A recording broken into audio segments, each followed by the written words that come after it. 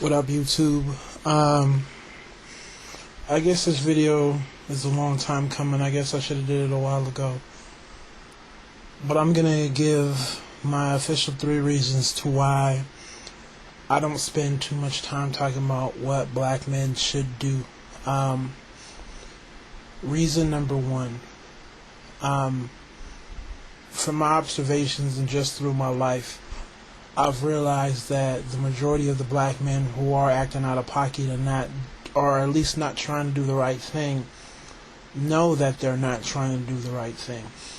There's a difference between a man who has lost his way, or a man who doesn't understand that what he's doing is hurting himself and those around him, versus a man who's fully aware that what he's doing is wrong, but they simply just don't care.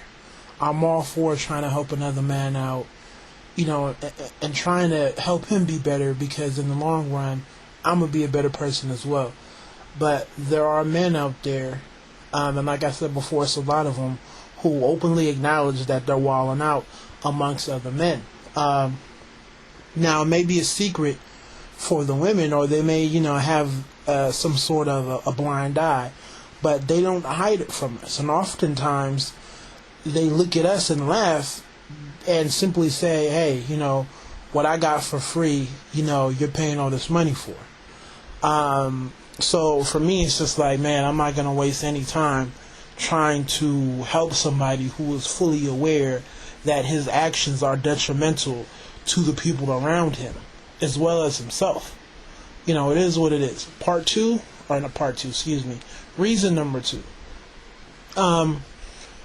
As far as men go, I would say that our adult lives are pretty much 90% based off of what we are doing, and the other 10% is more so based off of what our spouse is doing.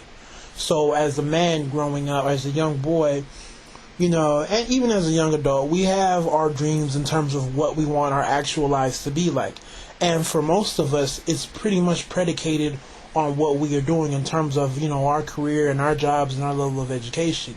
What we seek out of women is simply a woman who is going to help me maintain that lifestyle, and, pretty much make this house into a home. But at the end of the day, I am responsible for myself.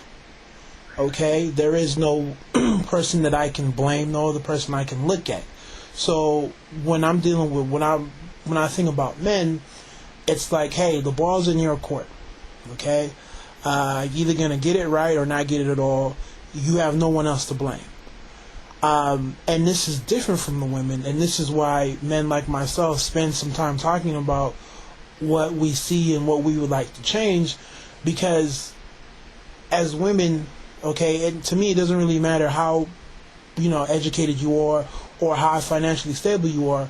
Part of your lifestyle is based off of the men in your life. So a woman growing up who is thinking about her lifestyle, right, she's not just going to be thinking about, doing it on her own. There's always going to be the male component, okay? So if she wants some sort of middle or upper class lifestyle, obviously that dude has to contribute significantly to it. Okay, I would say, at the least 50-50. I was, in my growing up, like I said before, the men, if we wanted a Ferrari, or, we wanted some 20-bedroom mansion, we were like, man, we have to be some super business dude or some rapper or some ball player or something. But for the women, it was more so, okay, I'm doing this, but my husband has to be bringing in the bacon as well. Okay? So your lifestyle is very much predicated on what a man is doing, especially if you want to factor in children and the whole idea of raising kids and potentially not working for a certain amount of time or even having to go back to work part-time. Okay? So the men still have to choose you. The men still have to say, hey, I'm going to bring you in so that you can live out your dream as well. I understand that a lot of women are opting to do it on their own, but even from my personal experience, even the women with money, even the women who are truly independent and not the women who think they're independent because they can pay a cell phone bill, right? The women who are actually truly doing well are still on some, I need some sort of dude in my life. So at the end of the day, we are still having to choose you. And you guys have asked the question, right? Why aren't you guys choosing us in a manner that we like or in the volume that we like? Okay? And like I said, this is different from the men because we're not being chosen by anyone. Our destiny is our destiny. So as a man, you're either going to get it or you're not going to get it. Third reason to why I don't spend too much time is, to me, there has to be some sort of minimal, basic, remedial requirement for manhood. And to me, that is the ability to at least support yourself. Maybe not 100%, but to at least bring home some sort of money. Okay? The women have to understand, the black men that are causing you problems are not the men who are doing the right thing, whether it's going to college or whether it's having a plan. Those aren't the ones who are having the children out of wedlock. And even if they are, because I know things happen, we aren't the men who are bailing out, and we aren't the men who aren't taking responsibility for those children. You know, we may not be together, we may not get married, but those children know who their father is, and those children are definitely getting the resources that a child does need. So let's be clear. The men who are causing a problem to a point where a lot of women are speaking out are the men who don't meet the minimal requirement of what manhood is. The whole ability to support yourself. My thing is, as a man, you can be a horrible father, a horrible husband or boyfriend and brother and son or whatever you want to call it. Okay? But at the very minimum, man, you should at least be able to support yourself. Okay? So if you're a woman and you're at least dealing with a dude who can support himself, you know what you can do? You can at least go to the courts and do something where they can garnish his paycheck or garnish his wages. I guess that's the correct term. You can at least do that.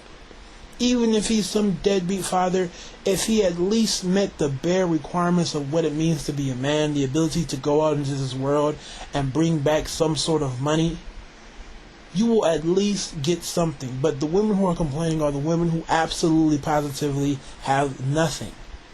Right? The father's not there visibly, he's not there financially, so they're just down and out. But my thing is, what more can you say or do? If there's women out there who refuse to at least have some sort of basic minimal requirement for men, what's the whole point? Now, I can understand having conversations about men doing a little bit more, right? Men who are kind of there, men who are kind of participating financially and physically. I understand trying to work with that situation to make those men stronger, but half the time the women are complaining about men who are completely gone, and men who, from the word go, didn't even meet the minimal requirements.